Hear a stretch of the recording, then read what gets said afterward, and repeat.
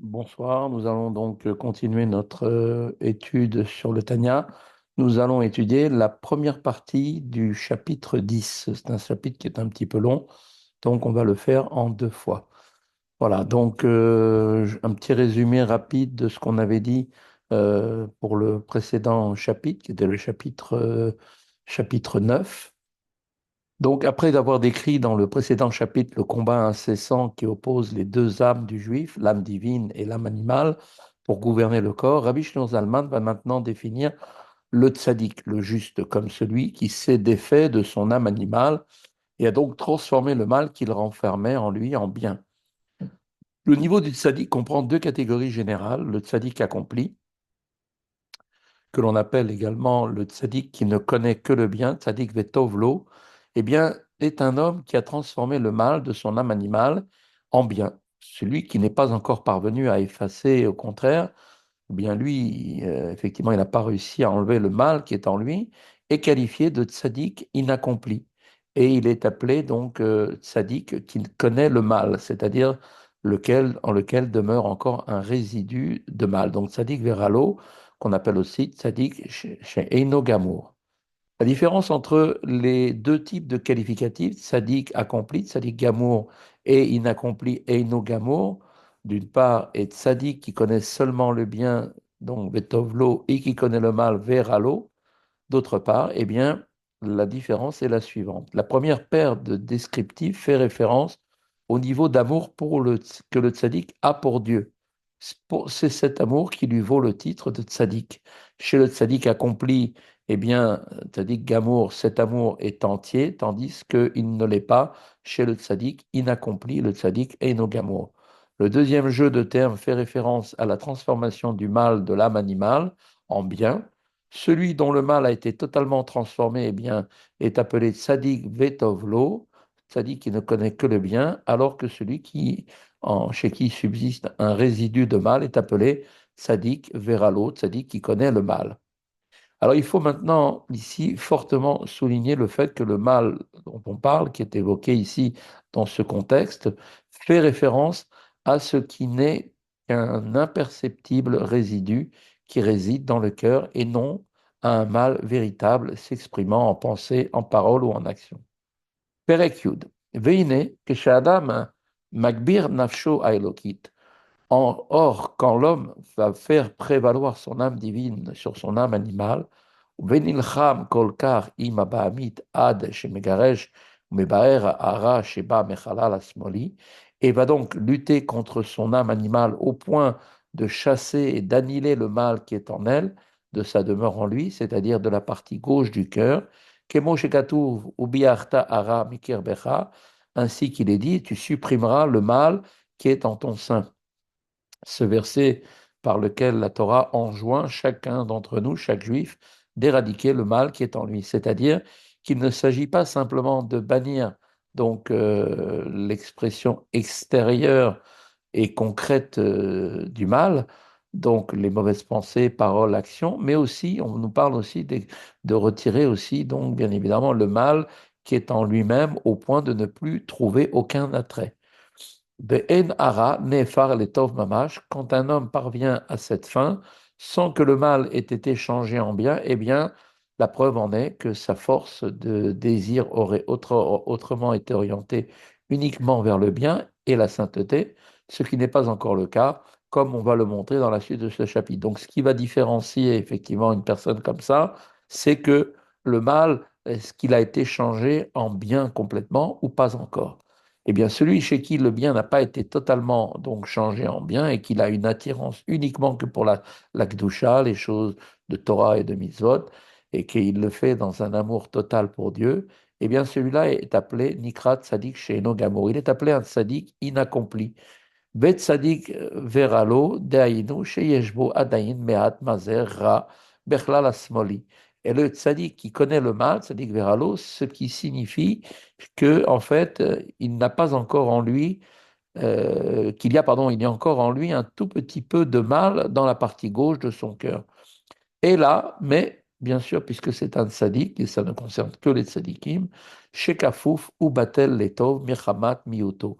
Ce mal, chez le tzaddik, ne s'exprime pas en lui-même sous forme de mauvais désir, parce que, en fait, le mal est totalement plié, soumis devant le bien du fait de sa petitesse, et donc n'est pas ressenti. Mais la reine, ni de mélo, c'est pour cette raison, le tzaddik qui connaît le mal, eh bien, il a l'impression, en fait, il a l'impression de l'avoir complètement chassé et que celui-ci a entièrement disparu. Aval behemet elu chalaf ve'alach lo legamre kol hara shebo aya nefar letov mamash. Mais en vérité, nous dit l'Admorazaken, si tout le mal qui était en lui l'avait véritablement totalement quitté, eh bien, qu'il avait complètement disparu, il aurait été transformé, effectivement, cette personne en bien. Comme observé plus haut, cette affirmation maintenant va nécessiter pour nous quelques éclaircissements. La question est de savoir pourquoi l'absence de désir du tzaddik à l'égard du mal n'est-elle pas la preuve de sa destruction? Parce que chez le tzaddik, il n'a aucune envie, ni pensée, ni action, ni parole, donc négative. Donc pourquoi est-ce que allons-nous affirmer que ce tzaddik a seulement l'impression de s'être débarrassé du mal, alors que c'est réellement chez lui, il n'a plus besoin, plus d'envie de faire effectivement le mal. Pour répondre à ces questions, Rabbi Shneur Zalman va donc essayer donc en continuant d'éclaircir le sens de l'expression tzaddik accompli, tzaddik gamour. Voilà effectivement l'explication très brièvement qu'il a été, qu'il nous a expliqué dans ce chapitre, dans le chapitre précédent. Il nous avait dit que le tzaddik ne peut opérer la métamorphose de son mal en bien qu'en faisant intervenir et uniquement son amour immense pour Dieu, un amour appelé Ahava Beta Anogim, un amour, traduction, un amour dans les délices. Il en découle que le tzaddik inaccompli, le tzaddik, donc on a dit donc chez Enogamour, dont l'amour dans les délices est encore relatif, eh bien, n'a pas encore réalisé cette transformation totale.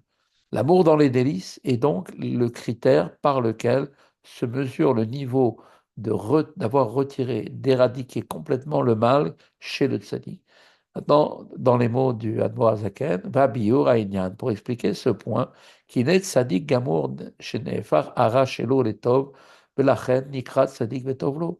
Un tzadik accompli dont le mal a été transformé en bien et qui est donc pour cela qualifié de tzadik, qui connaît uniquement le bien, ou aliédé asarat abegadim atsoim les gambre mehara. Eh bien, il est parvenu à ce niveau de quelle manière? Eh bien, en se dépouillant complètement de ses vêtements souillés du mal, donc pensée par l'action du côté du mal.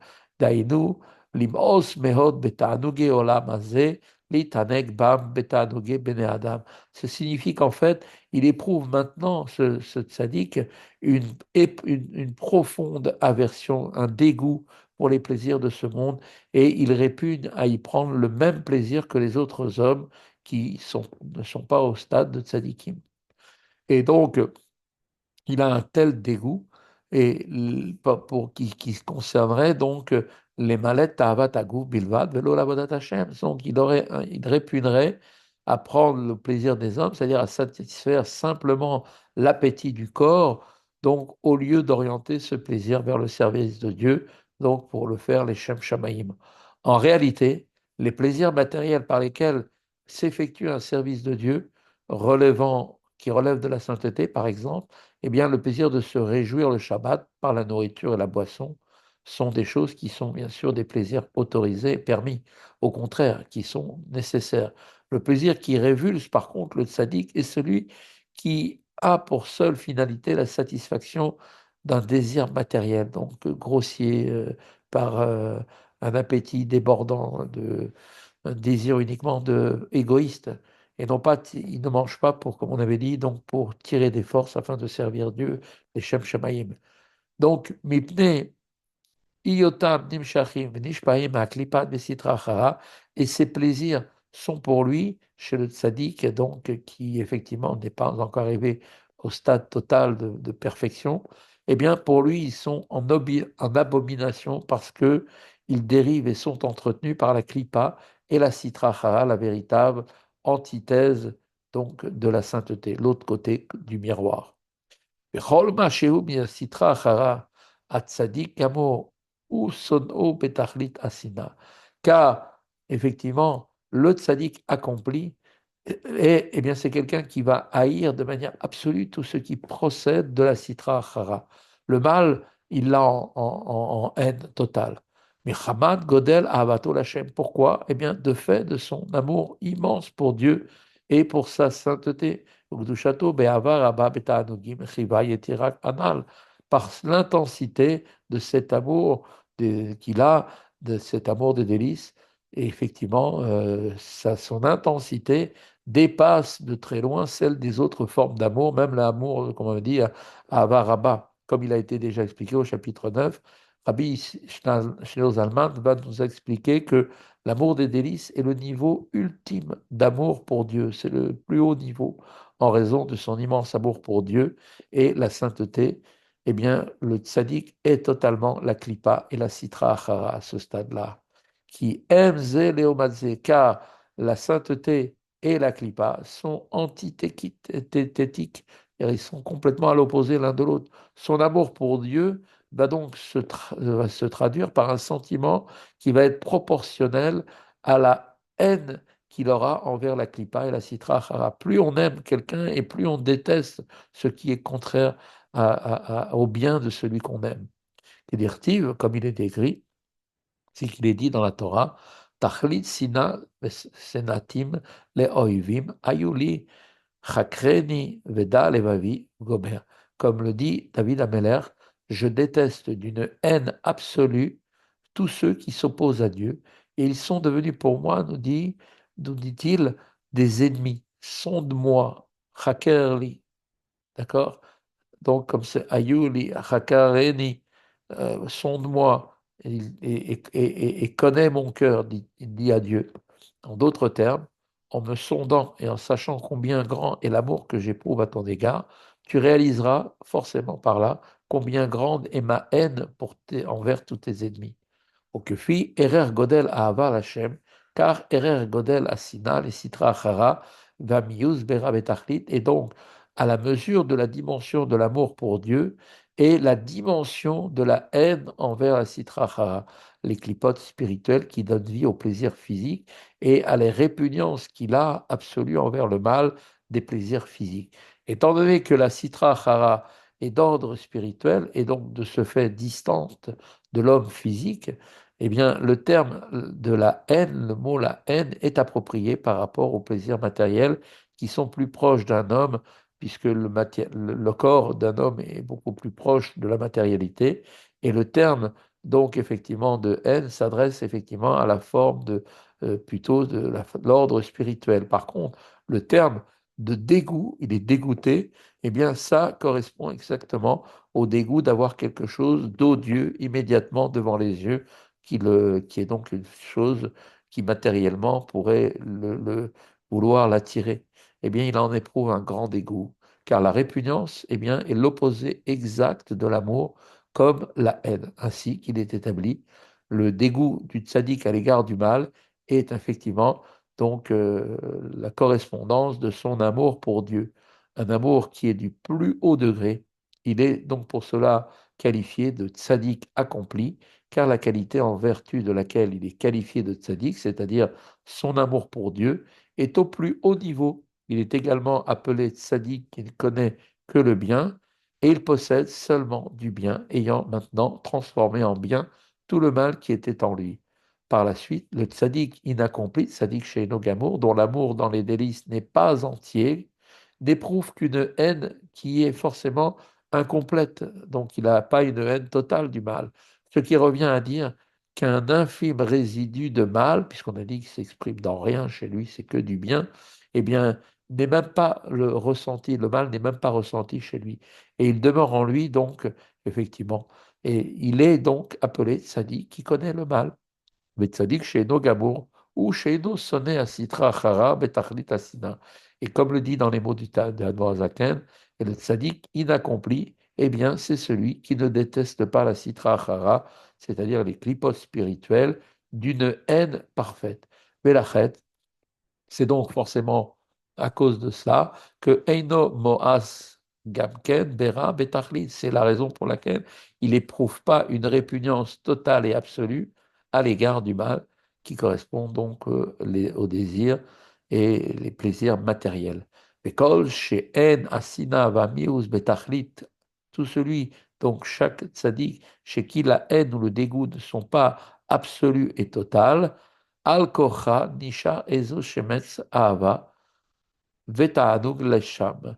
Et donc, en lui demeurent effectivement quelques petits restes d'amour et de plaisir pour les choses matérielles. Velo osru abegadi matsohim legamre bekol vakol. Et donc, les vêtements qui sont sales, ces vêtements souillés que sont pensées, paroles et actions, dont s'est revêtu l'âme animale, c'est-à-dire le mauvais penchant, l'appétit pour les plaisirs du monde, donc n'ont pas été complètement retirés de lui. ולכן לא נהפך לטוב ממש, מאחר שיש לו איזה אחיזה עדיין בבגדים מצויים. Et c'est pourquoi le mal de son âme animale n'a pas encore été effectivement transformé en bien totalement, étant donné qu'il a encore en lui une certaine attache au niveau des vêtements souillés dont elle était auparavant revêtue. Et là, mais chez le tzaddik seulement, ce mal, effectivement, est totalement imperceptible et ne peut pas s'exprimer dans les mauvais désirs. Pourquoi? Parce que chez Ubatel Bemioto, parce qu'en fait, le mal qui est en lui est complètement soumis devant le bien du fait de sa petitesse et est considéré comme inexistant. C'est-à-dire que la majorité écrasante de bien empêche le mal de se manifester et de s'exprimer. Velachen, Nikrat, Sadik, Veralo, Kafouf ou Batello. Et c'est pourquoi il est un qualifié de Sadik, qui est donc Veralo, dans le sens littéral, est également, cela veut dire aussi, un Sadik dont le mal est à lui, c'est-à-dire plié et soumis à lui, c'est-à-dire il est soumis au bien qui est en lui. Un tel sadique s'identifie au bien parce que sa nature est essentiellement bonne. Valken gam avato Hashem eina betachlit. Et donc, par conséquence, le fait qu'un peu de mal demeure en lui montre que son amour pour Dieu est également imparfait, car un parfait amour pour Dieu aurait totalement transformé tout son mal en bien. Velachen, Nikra Sadik chez Nogamo. Et donc maintenant, c'est la raison pour laquelle il porte son nom de Tzadik inaccompli. En effet, comme nous l'avons déjà expliqué, les termes accompli et inaccompli traduisent le niveau d'amour pour Dieu du Tzadik et les expressions qui connaît que le bien, Tzadik Veratovlo, et Tzadik Veralo qui ne connaît que le mal, font référence, eux, au degré d'annulation et de transformation du mal qui est en lui. Voilà, c'est ici que se termine le premier chapitre. Si Dieu veut, nous continuerons donc après pour faire la suite, chapitre 2.